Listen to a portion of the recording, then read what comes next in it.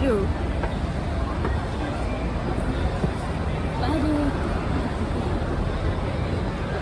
So we basically going to hypermarket.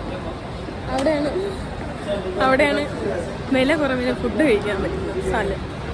So ഞങ്ങളിപ്പോൾ പോകുന്നു. എന്തേ കണ്ടൊക്കെ ഇറങ്ങി. ഇവളെ ചേച്ചീനെ പോലെ ഇല്ലേ ഞാൻ, പക്ഷെ ഞാനാണ് അനിയത്തി, ഇവളാണ് ചേച്ചി.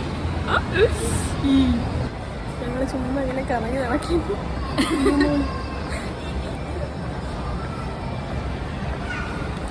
പറഞ്ഞു ബേസിക്കലി ഞങ്ങൾ പിച്ചക്കാരായതുകൊണ്ട് തന്നെ സ്റ്റുഡിയോ പോയെന്ന് സാധനങ്ങൾ എടുക്കുന്നത് അല്ലേ? ഇല്ല, കുറച്ച് ഫാഷൻ സ്റ്റാൻഡാണ് ഞങ്ങൾ സ്റ്റുഡിയോ പോകുന്നത്. എൻ്റെ സ്റ്റുഡിയോ ഒന്നുമല്ല, ബിക്കോസ് ഐ എം റിച്ച് ആണ്.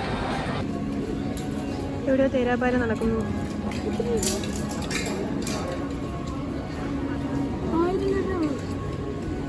1000 രൂപയുള്ളൂ. അങ്ങനെ എന്തുവാ, ഞങ്ങളങ്ങനെ ലാസ്റ്റ്ലി ഒരു പാൻ്റ് എടുത്തിട്ട് തിരിച്ച് പോവാൻ തിന്നാൻ പോകുന്നു. തിന്നാൻ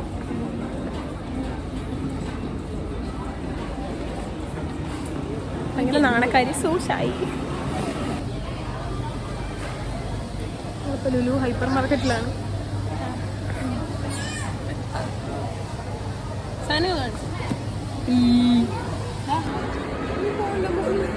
ഗൈസ്, ഒന്നും അറിയാതെ തെണ്ടിയപ്പോലെ എൻ്റെ അനിയത്തി ഇങ്ങോട്ട് പോയിക്കൊണ്ടിരിക്കുകയാണ് ഗൈസ്.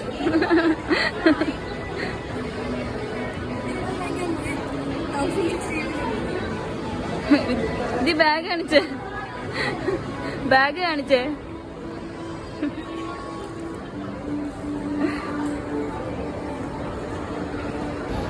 ഞങ്ങള് ഫുഡ് വാങ്ങിച്ചിട്ട് ഞാനിരിക്കുന്നു.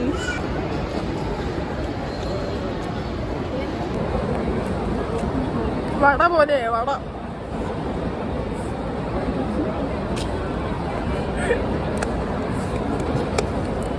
നമ്മളിതിൻ്റെ കൂടെ വെച്ച് തിന്ന് നോക്കാം. കഴിച്ചു നോക്കാം.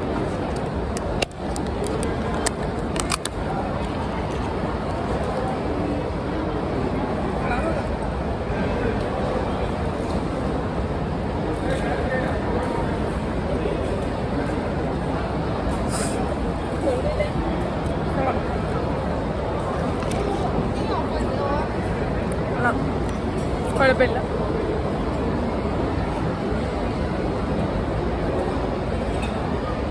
ചൂടാക്കി തന്നപ്പോഴേ കഴിക്കേണ്ട സാധനമാണ്. ചൂടാക്കിയിട്ട് 2 മണിക്കൂറായി.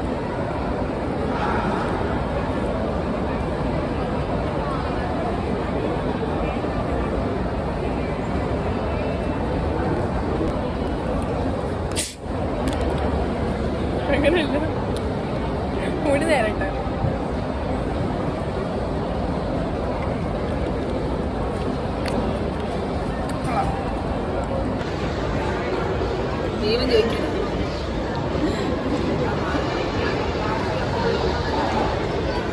എന്നാ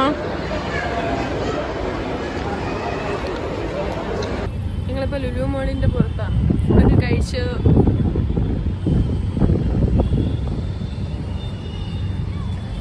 ഒന്നും പറയില്ല. ചുമ്മാ. So I have to get her back to her hostel. ഞങ്ങൾക്ക് ഹോസ്റ്റലിൽ പോകണം, എനിക്ക് റൂമിൽ പോകണം. സോ മെനി പരിപാടികളുണ്ട്.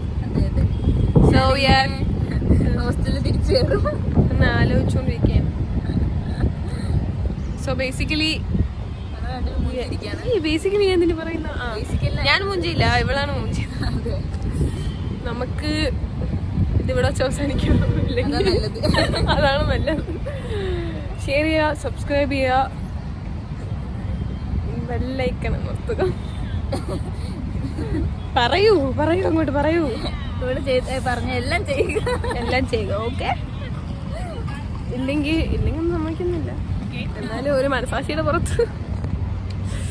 ഓക്കെ. വെട്ടം നിങ്ങൾ ചോദിക്കുന്ന ജീവിതാരം എൻ്റെ ചേച്ചിയാ. ആരും ചോദിക്കൂല എന്നാലും ഞാൻ പറഞ്ഞത്. Bye bye guys, we are winding of.